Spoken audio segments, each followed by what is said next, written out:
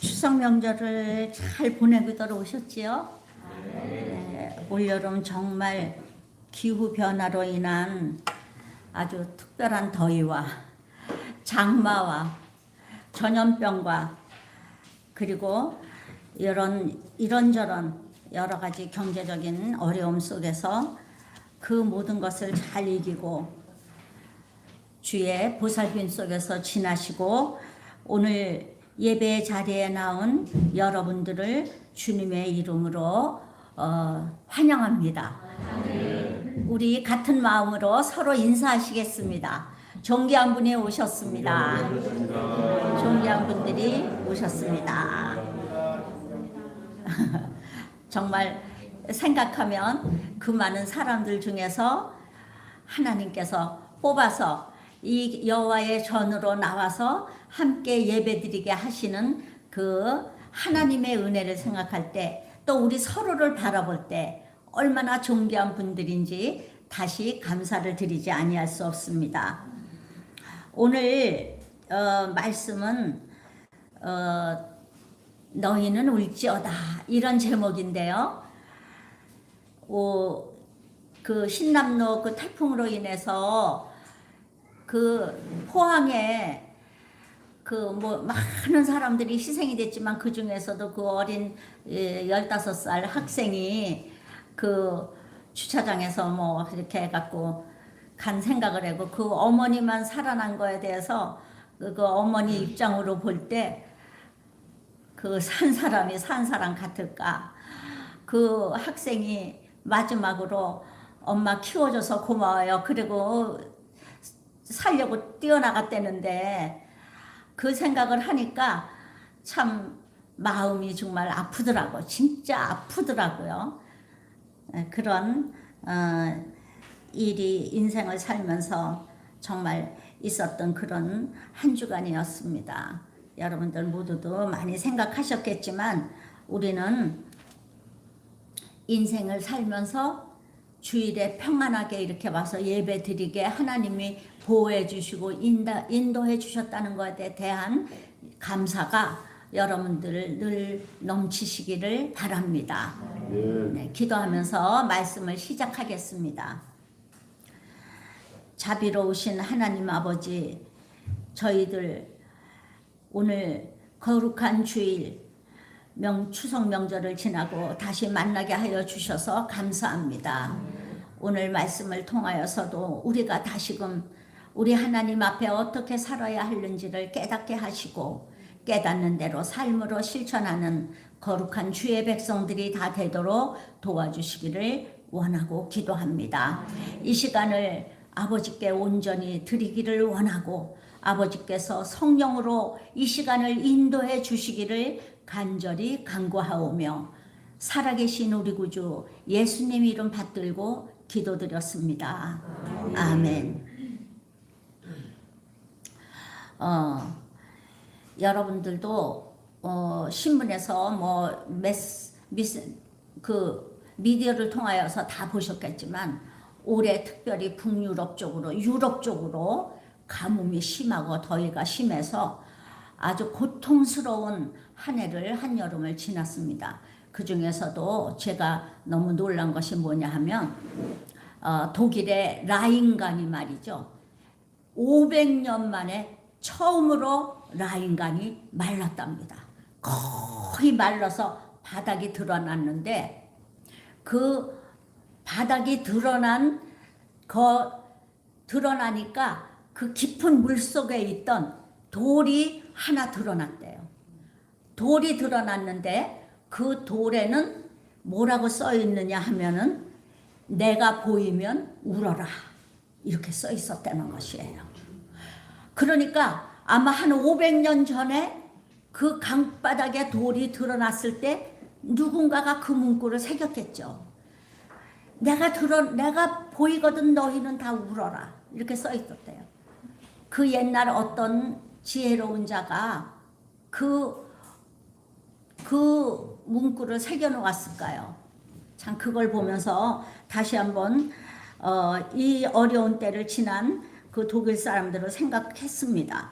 뭐 영국은 처음으로 그렇게 더워갖고 여름에도 별로 그렇게 덥지 않아서 에어컨 없는 집이 그렇게 많았대잖아요. 그래서 에어컨이 없어가지고 영국 사람들도 뭐 말도 못하는 그 더위를 지났다고 그러는 것을 제가 저기를 통해서 보았습니다. 오늘 말씀이 너희는 울지어다. 그래서 이 울지어다라는 말은 무슨 말이냐면 회개하라는 말이에요. 회개하면서 너희들이 뜨거운 눈물을 흘려라, 이런 뜻이거든요. 진정한 회개는 말할 수 없는 눈물을 흘리게 합니다. 여러분들이 예수님 앞에서 회개를 해보셨을 텐데 예수님 앞에서 회개의 눈물을 흘릴 때 정말 끊임없이 내 몸에 어디서 그런 눈물이 있었나 할 정도로 뜨거운 눈물이 계속 흘리면서 그렇게 회개가 됩니다. 여러분들 그런 회개를 했다라는 말입니다. 요엘 선지자 시대는 어찌하여서 이렇게 회개를 하고 울어야 하고, 그럼 오늘 이 시대를 사는 우리들은 또 어떤 일로 울어야 하는지, 이 말씀 속에서 우리는 어떻게 살며 어떻게 회개하여야 하는가를 깊이 생각하는 말씀의 시간이 되시기를 원합니다. 1절을 읽겠습니다. 다 같이. 여러분들 성경책을 펴놓으세요. 1절을 읽겠습니다. 시작. 부두엘의 아들 요엘에게 임한 여호와의 말씀이라. 요엘이라는 이름은 합성어예요. 요엘 이렇게 해서 합성어인데요. 요는 야훼 여호와의 준말입니다. 요. 그리고 엘은 하나님이라는 소리예요. 그래서 여호와는 우리 하나님이시다. 요엘 여호와는 우리 하나님이시다. 이런 뜻이 있는 이름입니다. 그리고 요엘은 부두엘의 아들 요엘 이렇게 소개했잖아요. 그러면 이 부두엘의 아들 요엘로 소개되는데 그냥 요엘 이렇게 하지 않고 부두엘의 아들 이렇게 소개하는 것은 그 부두엘이 유명한 사람이었다, 이런 뜻이에요.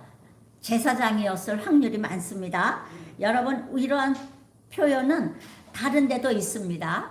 예를 들면은 우리가 호세아 했잖아요. 호세아 할 때 우리가 부에리의 아들 호세아 이렇게 쓴 것을 읽었어요. 그래서 부에리의 아들, 또 스바냐 선지자는 아몬의 아들 스바냐 이렇게 자신을 소개를 해요. 이것은 그 아버지들이 유명한 사람이었다. 그 당시에 누구 아들 그러면 다 아는 그런 사람이었다는 소리예요. 대개 제사장일 경우가 많습니다. 요엘에게 임한 하나님의 말씀이라, 여기 보면 요엘에게 임한 여호와의 말씀이라 이렇게 했는데 이것은 요엘이 내가 하는 말이 아니다 이 뜻이에요. 지금부터 내가 하는 말은 내 말이 아니라 하나님께서 내게 주셔서 하는 말입니다, 이런 뜻이에요.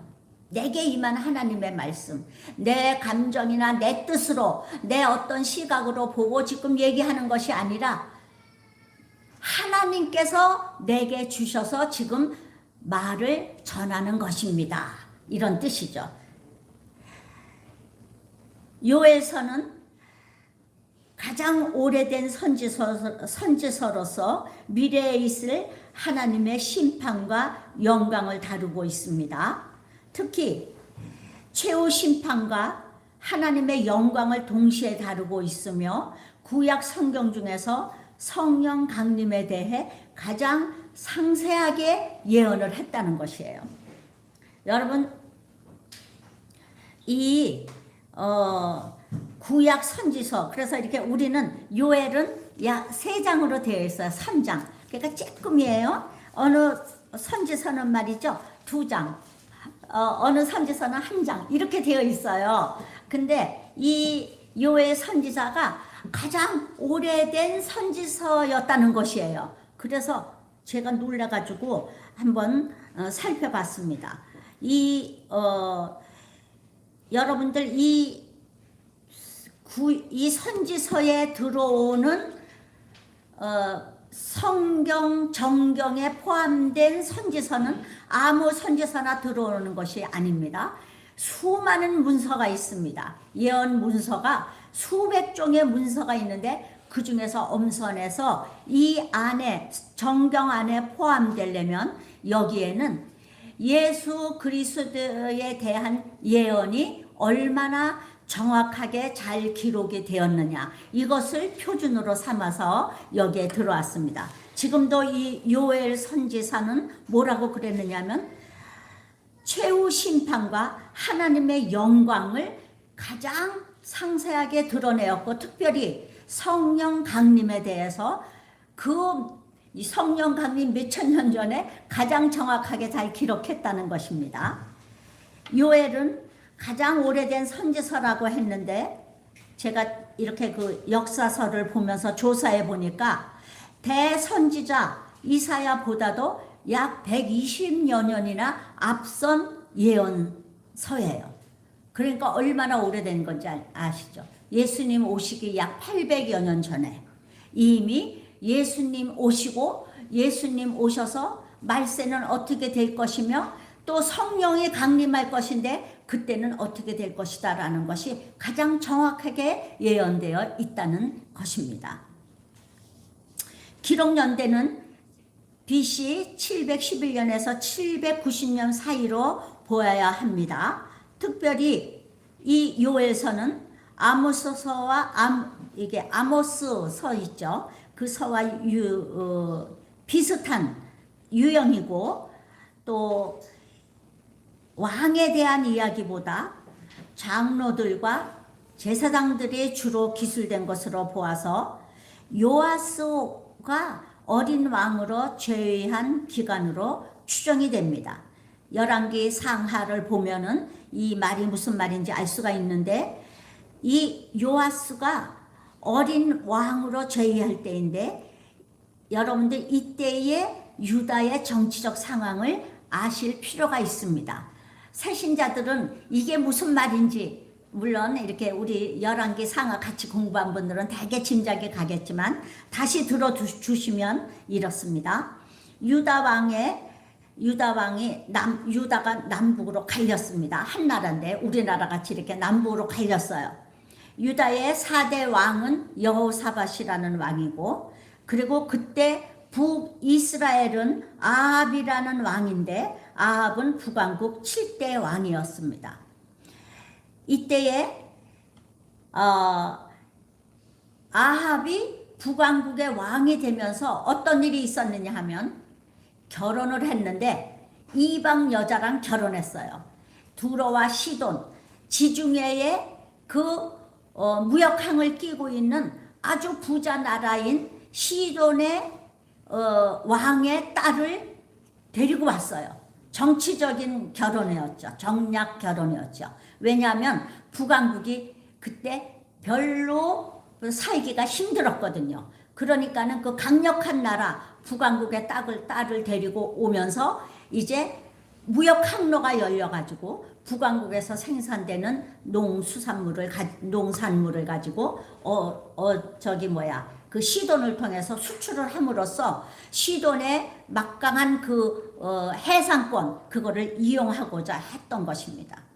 그런데 그 여자랑 결혼한 것은 이방 여자랑 결혼한 것은 별 문제가 없다 하더라도, 그 이방 여자는 바알 신을 섬기는 집안의 그 시돈과 두로는 바알 신을 섬기는 나라들이었어요. 그 나라에서 데려온 이세벨이라는 여자는 아주 바알 신을 섬기는데 1등인 여자였어요. 그래가지고 시집 오면서 바알도 데리고 왔어요.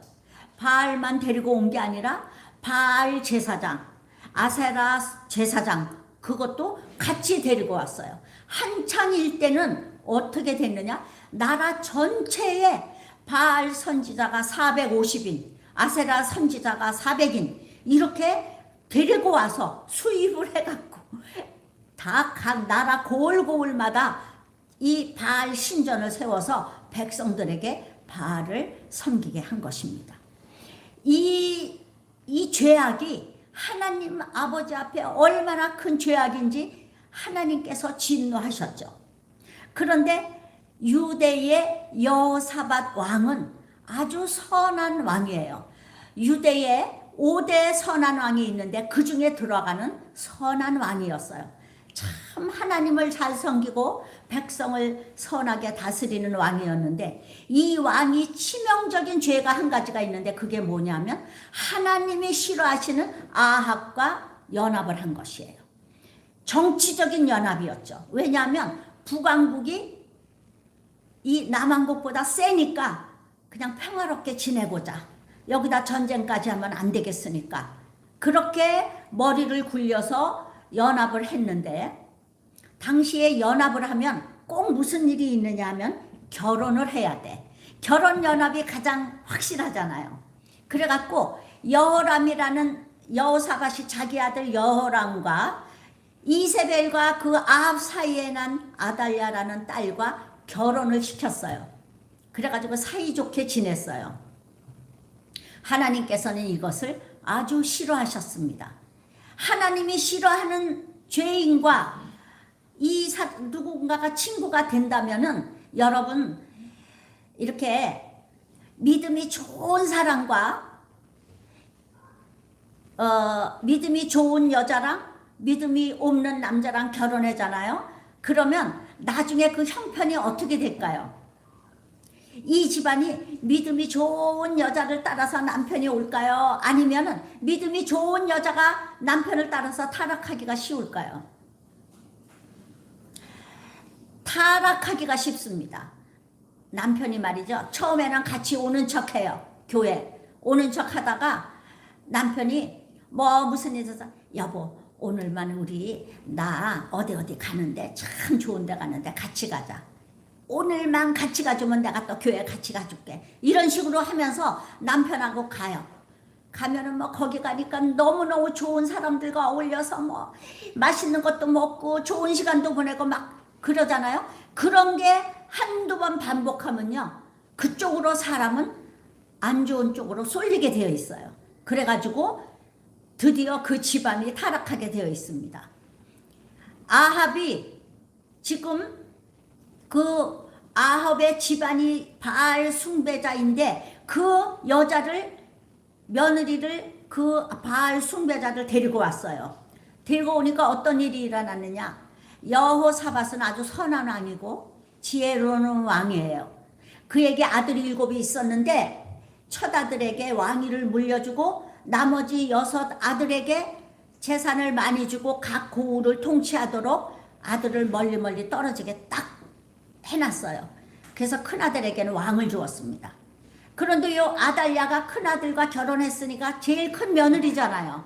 요것이 와가지고 정권을 완전히, 여호사밧이 죽은 뒤에 정권을 완전히 잡자 남편을 쏙싹쏙싹 해가지고 이 6 왕자들을 다 죽였어요.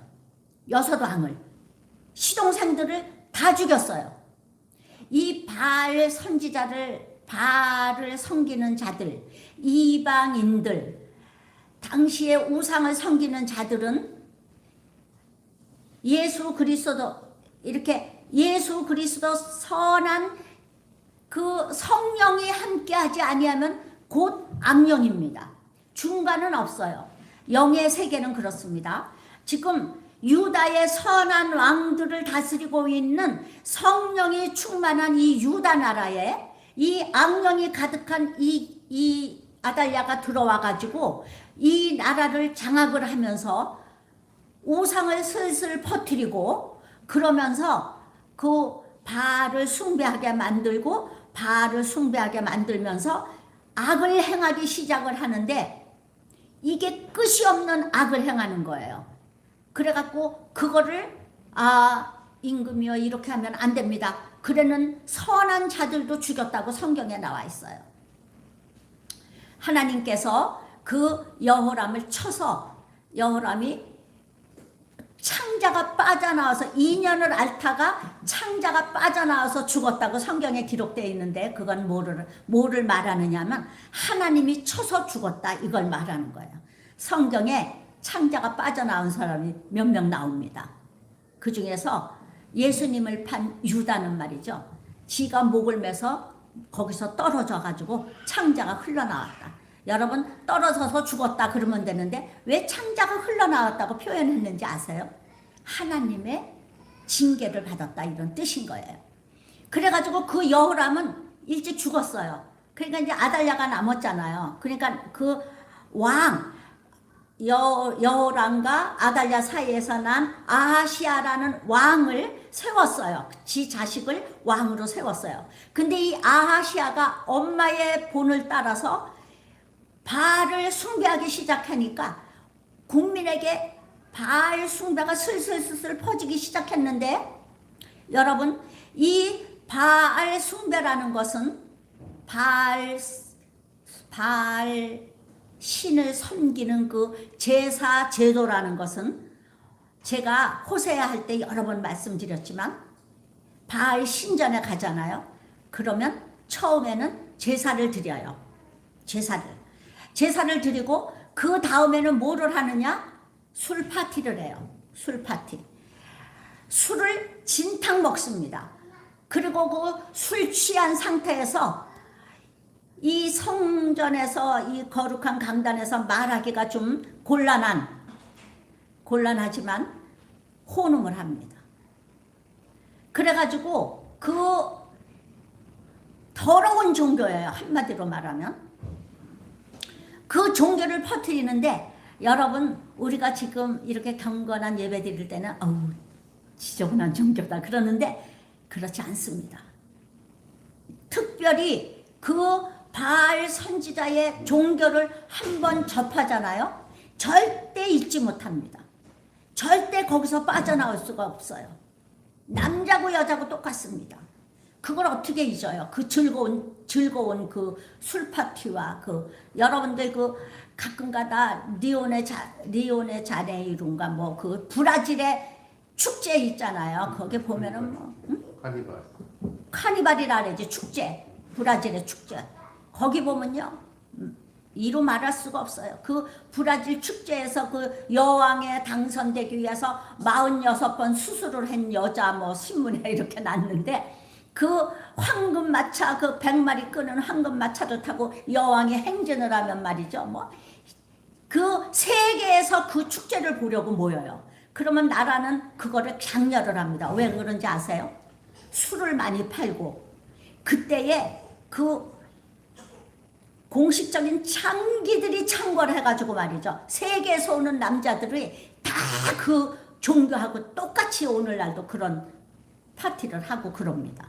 그래서 이 유대 땅은 3, 4월에 이른비가 내려줘야지 그 농사를 짓거든요. 곡식을 심어요. 그런데 3, 4월을 한 달 앞두고 2월 달부터 이 축제가 시작이 되면 한 달 동안 이 바알 축제가 시작이 되는 거예요.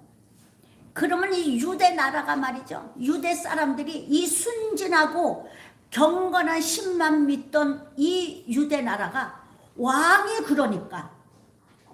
그렇다는데 뭐 그 신하가 그러니까 그 신하의 그 가족들이 그렇고 뭐 급속도로 국민들에게 퍼져가지고 너나 할 거 없이 다 바알 축제 때에는 축제에 간다고 말은 그러고 가갖고 그 짓들을 하는 것이에요. 그런 거를 퍼뜨렸어요. 그러니까 하나님께서 아하시아도 지네 엄마를 따라서 그거를 하니까 하나님께서 아하시아는 일찍 죽었습니다. 아하시아는 저 북왕국에 갔다가 거기서 객사했어요.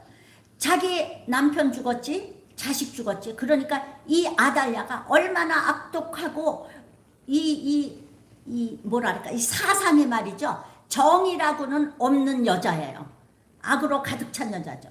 뻘떡 일어나더니 이 유다의 여호사밧의 자손들, 남은 손자들, 지 자식이 난 손자들도 다 죽이는 거예요. 지가 여왕이 되겠다고. 그래가지고 그 중에서 여호람의 딸 여사부앗이 그 제사장과 결혼을 했는데 그 제사장 이름이 말이죠. 누구냐 하면 여호사밧의 아들 중에서 그 제사장이 이 요시야 왕이 있을 동안에 그 여호야다예요. 그러니까 여호야다는 고모부가 되고 여호사부앗은 고모가 되는데 이 고모가 그 왕자들을 죽이는 틈에서 어린 왕자 아직 젖먹이 조그만 애를 한 달도 안 된 거를 도적하여 내서 그 성전에 숨겨서 길렀어요. 유모랑 같이 살려가지고 숨겨서 길렀는데 그걸 얼마를 길렀느냐? 7년을 길렀어요. 그러니까 0살 때 구해낸 거예요. 7년 동안 이 할머니 이 아달랴가 여왕 노릇을 한 거예요. 그 여자가 여왕 노릇 하는 동안에 이 나라가 전부 우상에 물들어서 정말 나라가 그 하나님 보시기에 악한 나라로 막 유대까지도 병들어 가고 있었죠. 그런데 그 여호야다가 7년이 애가 7살이 되니까 이제 더 이상 숨겨 기를 수가 없고 그러니까 그 왕궁을 지키는 그 사병들 있죠. 그러니까 지금으로 말하면 뭐라 그래야 되나? 저 청와대를 교대로 지키는 무슨 뭐 그런 거 경호원들 뭐 이런 사람들 같은 사람들을 이제 이 여호야다가 그 사람들이 유대 사람이잖아요. 그러니까 우리들의 왕자가 살아있다. 그래갖고 그 한 번 그거 이렇게 교대할 때 10명인 10명 그 10명을 꼬셔가지고 데리고 가서 왕자를 보여줬어요. 그러니까 이 사람들이 감격한 거야. 아, 우리 유다를 통하여 예수 그리스도가 오신다고 그랬는데 예수님의 핏줄이 끊어지지 않았구나. 그 어린 왕자를 보고 모두 눈물을 흘리면서 감격해가지고 이제 그거 이 하루에 4번 그 사람이 돈다면은 4, 4, 16, 16명을 다 포섭을 해가지고 그 16명이 어느 날 그 여왕을 내쫓고 죽이고 그리고 이 왕관을 씌워서 어린 왕을 7살짜리 왕을 왕관을 씌워서 그 왕위에 세웠어요. 그래서 요아스 어린 왕이라고 그러는 것입니다. 여러분들이 그렇게 기억하시면 좋겠어요. 그런데 여호야다는 그 당시에 대제사장이었잖아요. 대제사장이 이 요아스를 왕으로 세워놓고 섭정을 했어요. 어리니까. 섭정을 했는데 이 경건한 대제사장이 섭정을 하니까 얼마나 이 아이가 반듯했겠습니까? 그러니까 이 아이가 자라면서 점점 유다의 바알 신상을 다 없애고 바알 산당을 다 회파하고 이제 종교 개혁을 하면서 다시 여호와 하나님을 잘 섬기도록 이 나라를 이제 든든히 서가기 시작했어요. 여호사밧은 그 130년이나 살았는데 왜 하나님께서 그 당시에 유례 없는 그 오래 살게 해주셨는가? 이 나라를 좀 든든히 세우시고자 여호사밧이 죽었습니다. 그럴 때 이 여호사밧이 아니라 여호야다가 이제 죽었어요. 그랬더니 여호야다가 죽었습니다. 여호야다가 죽었더니 요아스 왕이 말이죠. 이제 그때부터 자기가 이제 여태까지는 우리 제사장 고모부가 나를 이래라 저래라 막 이랬는데 이제 드디어 내 세상이 되었다. 그랬더니 말이죠. 무슨 일이 일어났는지 아세요? 그동안에 바알을 섬기다가 눈치 보느라고 섬기지 못하고 숨죽이고 있던 그 바알에 물든 자들이 말이죠. 여호야다가 죽자마자 왕한테 와서 쏙싹쏙싹 해가지고 왕이 금방 넘어갔어요. 넘어가가지고 왕서부터 이제 잘못되기 시작해가지고 다시 바알신이 남유다를 지배하기 시작했습니다. 여러분 우리가 말이죠. 우리는 지금 성령 시대를 살고 있잖아요. 우리가 예수를 믿기 시작하면 누가 내 안에 들어와서 나를 지배하느냐? 예수 그리스도의 거룩하신 성령이 내 안에 들어와서 나를 지배합니다. 그러잖아요. 그러면 성령이 나를 지배하면 전에 있었던 악습, 내가 예를 들어서 도둑질을 하던 사람이다. 그러면 도둑질을 끊어요. 성령이 내 안에 계심으로. 내가 전에 술 중독이 되었었다. 술 중독을 끊습니다. 그런 힘이 내게서 나오는 것이 아니라 성령의 힘으로 내 안에 들어오는 것이에요. 근데 그 당시에는 성령이 간헐적으로만 들어왔었습니다. 다시 말하면 하나님께서 쓰시고자 하는 선지자, 제사장 이런 분들만 어쩌다가 성령 체험을 하는 것이죠. 대부분의 백성들은 그렇지 않았습니다. 그랬더니 이 백성들이 그 바알을 섬기는 그 맛을 한번 보더니 그거를 끊지 못하고 참고 있다가 여호야다가 돌아가시고 왕이 이제는 그 바알을 섬기니까 그냥 급속도로 전국으로 그 바알의 악습이 퍼지기 시작했어요. 그 끊지를 못하는 것입니다. 우리들 여러분들 안에 지금 나는 이거를 끊어야 돼.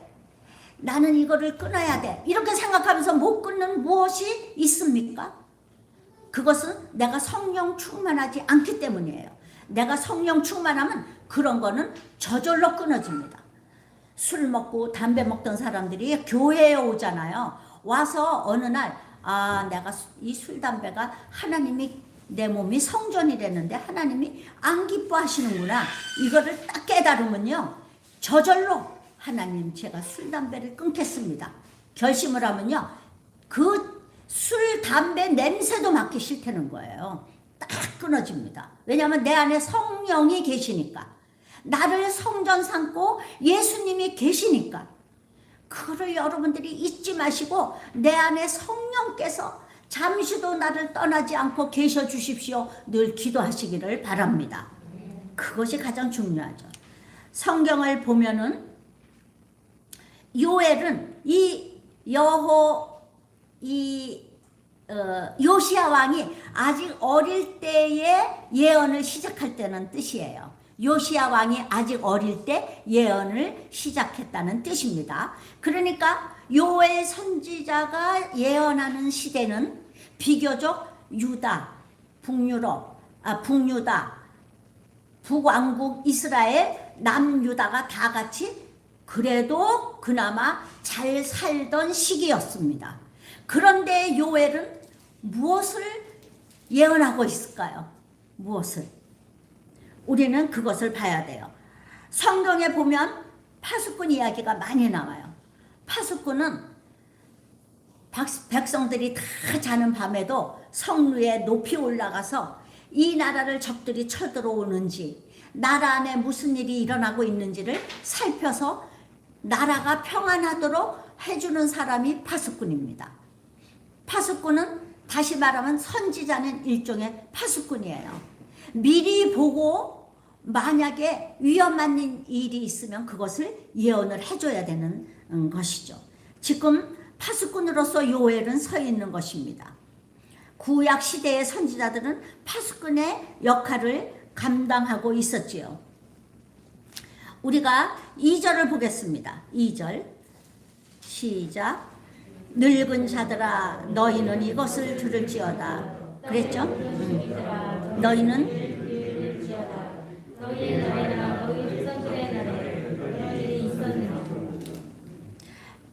너희 늙은 자들아. 근데 여기서 늙은 자들이라는 것은 올드맨이라는 소리가 아니라 그 당시의 장로들, 경건한 장로들을 얘기하는 것이죠. 장로들아 이런 얘기예요. 그리고 땅의 모든 거민아 귀를 기울일지어다. 이것은 노인이나 어린이나 고관이나 평민이나 누구든지 다 귀를 기울이고 들어라 이 말인 것이에요.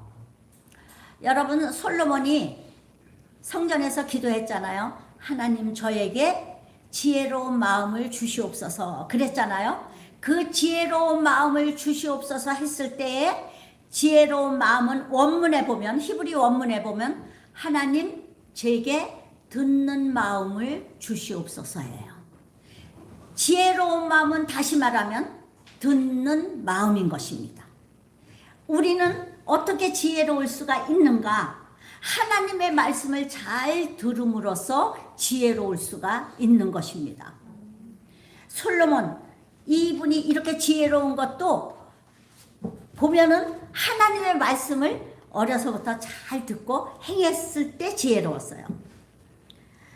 자, 너희는 이 일을 너희 자녀에게 고하고, 너희 자녀는 자기 자녀에게 고하고, 자기 자녀는 그 자녀에게 말하고, 이렇게 되어 있잖아요. 근데 히브리 원문에는 3번이 아닙니다. 여기 지금 우리 개역 성경에는 너희 자녀에게 이렇게 3번이 나오는데, 히브리 원문에는 자손 대대에 말하여 전하라, 이런 뜻이에요. 자손 대대로 이렇게 말하는 것입니다. 우리 4절을 읽겠습니다. 시작.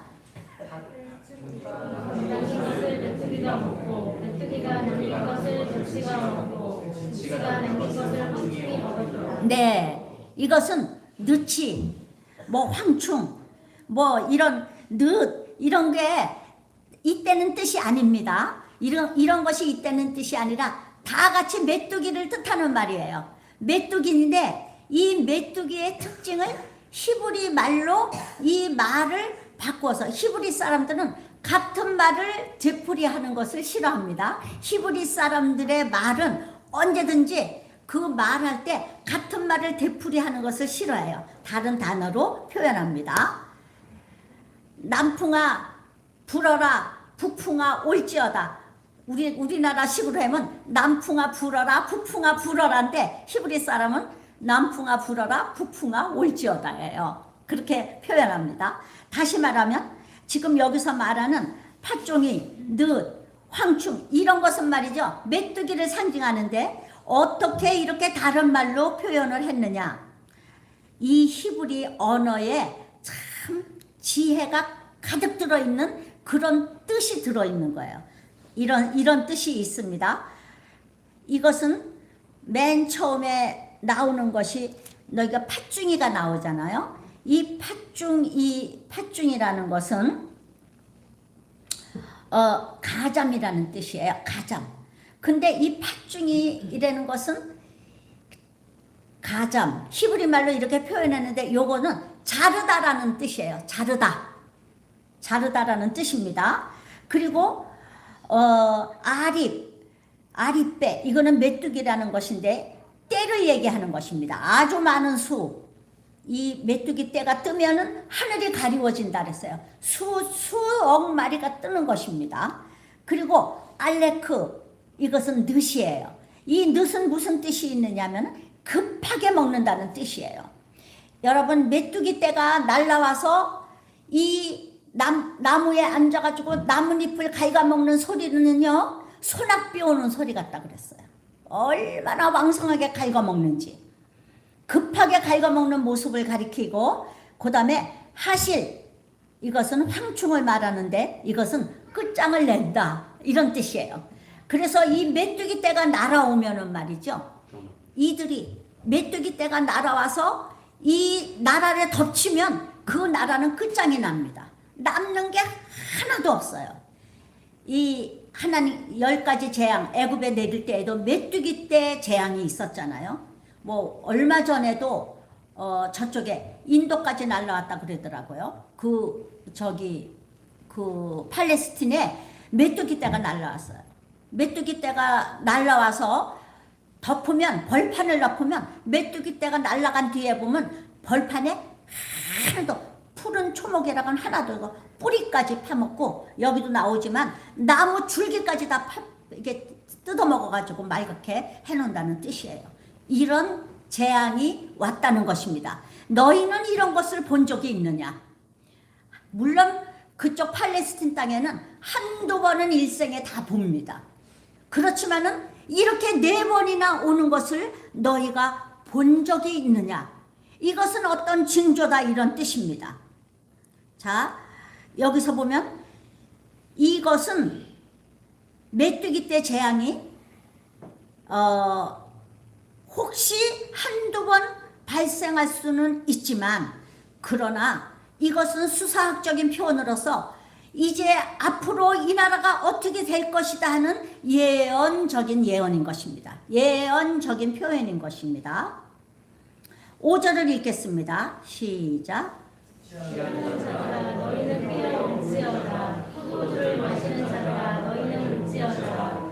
이는 단 포도주가 너희 입에서 끊어졌음이니. 네, 이들이 아무리 바알을 섬기고 싶고 취하고 싶어도 하나님께서 포도나무며 곡식이며 이 논밭에 남는 것이 하나도 없게 해 주었을 때 너희가 과연 바알 신전에 가서 취할 수 있겠느냐? 취하고 싶어도 취할 수가 없죠. 먹을 것이 하나도 없는데요. 하나님께서는 지금 이 재앙에 대해서 얘기하는데, 자, 한 이족이 내 땅에 올라왔음이로다. 이것은 그 메뚜기 큰 때가 이루어 집단적으로 이스라엘 땅에 엄습하였음을 뜻하는 비유적인 표현인데, 이것은 단순히 메뚜기 재앙에 국한된 것이 아니라 그보다 진전된 심판의 내용을 예고하는 환상을 보고 예언하는 것입니다. 다시 말하면 이것이 이제 이 민족이 이스라엘 땅을 유린하게 되리라는 예언적 의미가 있습니다. 우리가 이 이스라엘 백성들이 당한 고난을 알거니와 그 나라에서 그래도 나라를 지니고 살면서 메뚜기 떼 재앙을 당하는 것은 그래도 참을만 했습니다. 그러나 이것은 더 진전된 예언의 예표인데, 그것은 뭐냐? 이제 너희 땅이 황무하여지고 너희는 다 바벨론 포로로 끌려갈 것이다. 그날을 예언한 것이라는 것입니다. 그러니까 700년, 그러니까 600년, 300년 후쯤에, 300년 후쯤에 일어날 일을 예언한 것입니다. 그래서 파수꾼이에요. 그렇기 때문에 예언하는 것입니다. 근데 여러분들 이 예언에 관해서 우리나라 사람은 예언이 앞날을 예언하는 미리 보는 미리 예자로 보는데 그게 아닙니다. 예언은 무슨 뜻이냐 하면은요, 성경에서 예언은 맡길 예예요. 우리가 왜 예금한다 그러잖아요. 예금. 은행에다 돈을 맡긴다 그러잖아요. 맡길 예예요. 다시 말하면 하나님께서 맡은 말, 하나님께서 내게 맡긴 말, 이것을 전하는 것이 예언입니다. 내 개인의 예언이 아니에요. 지금 아까 요엘 선지자는 지금부터 내가 하는 말은 내 말이 아니라 하나님께서 내게 임하여 가지고 주신 말씀이다. 그거하고 똑같은 말입니다. 내 예언은 하나님이 내게 맡겨주신 말을 전하는 것이다. 이런 뜻이에요. 7절을 보겠습니다. 시작. 그들이 내 생명을 바라며 내 무화과 나무를 끌고 말갛게 벗겨서 버리니 그 모든 가지가 하얗게 되었도다. 네, 여러분, 포도나무며 무화과 나무가 다 말갛게 벗겨졌어요. 그것만은 못 뜯어간 모양이죠. 그렇게 된 상황을 지금 예언하는 것입니다. 여기서 보면 내 땅, 내 포도나무, 내 무화과 나무, 이런 용어를 사용해서 하나님께서 내 백성 유다에게 앞으로 임할 재앙에 대한 애절한 마음을 표현하신 거예요. 내 포도나무, 내 무화과 나무, 내 땅, 이거는 다 누구를 비유한 말이냐? 유다 백성들을 표현한 말인데, 하나님께서 사랑하는 내 자녀들, 사랑하는 내 유다 백성들, 이런 표현이라는 것입니다. 하나님께서는 이 이스라엘이 망할 때, 저들이 망해서 포로로 끌려갈 때, 그때 하나님도 똑같이 슬프고 똑같이 아프셨다는 뜻이에요. 하나님께서는 너네가 잘못했으니까, 너네가 잘못해서 이렇게 벌을 받는구나, 잘했구나, 이렇게 하나님은 그러신 분이 아닙니다. 우리가 벌을 받아서 고통스럽고 아파할 때 하나님도 같이 아프셨다는 뜻이에요. 여러분, 부모가 자식을 징계해야 되겠어서 때릴 때 어떻습니까? 아이가 맞았을 때 아이고 울면은요, 부모 가슴에는 이 피눈물이 나는 거예요. 피눈물이. 하나님께서 이스라엘 백성을 때릴 때 이스라엘의 하나님은 지금 우리보다 더 슬픈 것이 이스라엘의 하나님이신 것입니다. 내 하나님이에요.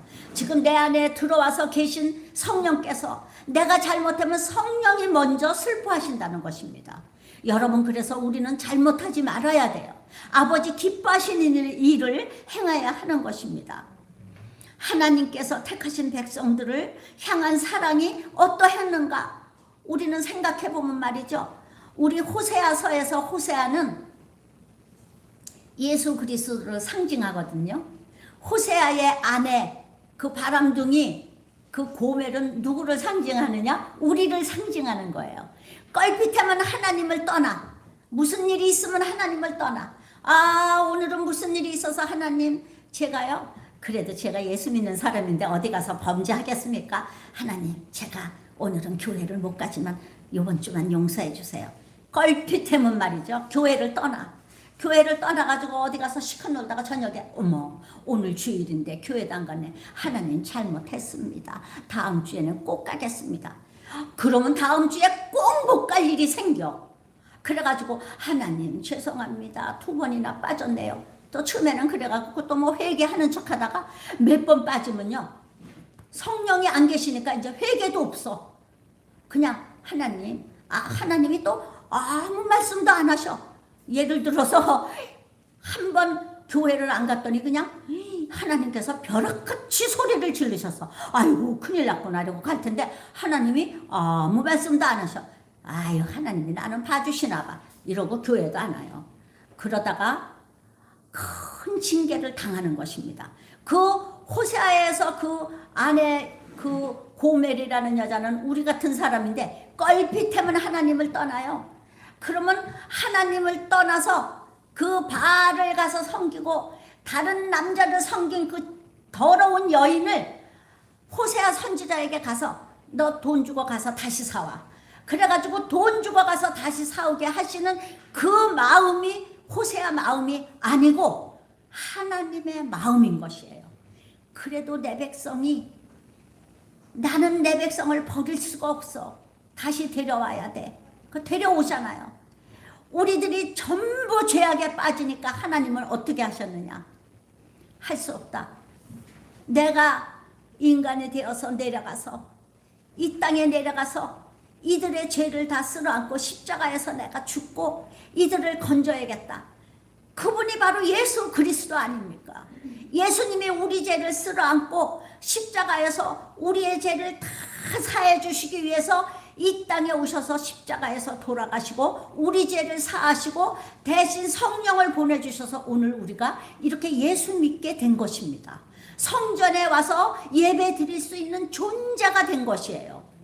그러므로 우리가 여기 와 있다는 것은 얼마나 놀라운 은혜인지 모릅니다. 하나님이 세상을 이처럼 사랑하사 독생자를 주셨으니 이는 저를 믿는 자마다 멸망치 않고 영생을 얻게 하려 하심이라 하시면서 창조주 하나님께서 친히 십자가를 지시고 돌아가심으로 자기의 사랑을 확증해 주셨어요. 자, 내 사랑의 확증은 이것이다. 여기 십자가를 보아라. 여기 십자가 있잖아요. 십자가를. 우리는 마땅히 나를 사랑하사 목숨을 내어주신 주님을 위해 힘을 다하고 뜻을 다하고 마음을 다하고 목숨을 다해 예수님께 충성하고 순종하기를 주님의 이름으로 축원합니다. 성도 여러분, 우리는 지금 거칠고 악한 말세 지마를 살아가고 있습니다. 이때 우리는 하나님께서 울려주시는 경고의 메시지를 들으며 가슴을 찢고 회개하고 통곡하며 나라와 민족을 위하여 이 세상, 망해가는 세상을 바라보며 우리나라 정치, 경제, 교육, 문화, 교계 어느 한 군데 성한 데가 없이 정말 부패하고 악하게 변해가는 이 세상을 바라보고 이 나라를 바라보며 또 이 가운데 있는 나의 죄를 바라보며 기도하고 회개하여서 나부터 예수 그리스도와 더불어 복된 인생을 살아가는 여러분들 모두가 되시기를 주님의 이름으로 축원합니다. 기도하겠습니다.